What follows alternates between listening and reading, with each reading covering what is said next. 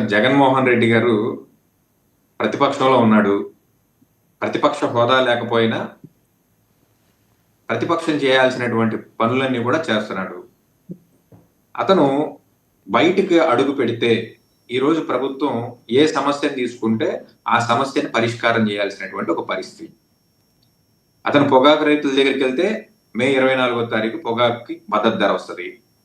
అతను మామిడి రైతుల దగ్గరికెళ్తే వాళ్ళకి 236 కోట్లు నెక్స్ట్ డే మార్నింగ్ సబ్సిడీ ఏదైతే ఇవ్వాలో అవి రిలీజ్ అంటే ఏంటి చేస్తారు. జగన్మోహన్ రెడ్డి గారిని చూసి చంద్రబాబు నాయుడు గారు, పవన్ కళ్యాణ్ గారు కూటమి ఖచ్చితంగా అండి. భయపడిపోతుందా? ఈ రాష్ట్రంలో అదే జరుగుతుంది. భయపడుతున్నారా అంటున్నాను. జగన్మోహన్ రెడ్డి నిన్న పర్యటన పెట్టుకున్నాడు. ఒక్కరోజు ముందు ఇవ్వచ్చుగా 236 కోట్లు. పొగాకు మద్దతు ధర కూడా ఒక్కరోజు ముందు ఇవ్వచ్చుగా.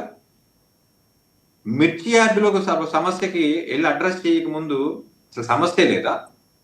వచ్చిన తర్వాత ఇమీడియట్ గా ఎందుకు సాల్వ్ చేశారు? జగన్మోహన్ రెడ్డి ఎక్కడికి వెళ్తే ఆ ప్రాబ్లం మళ్ళీ లేకుండా పోతుంది.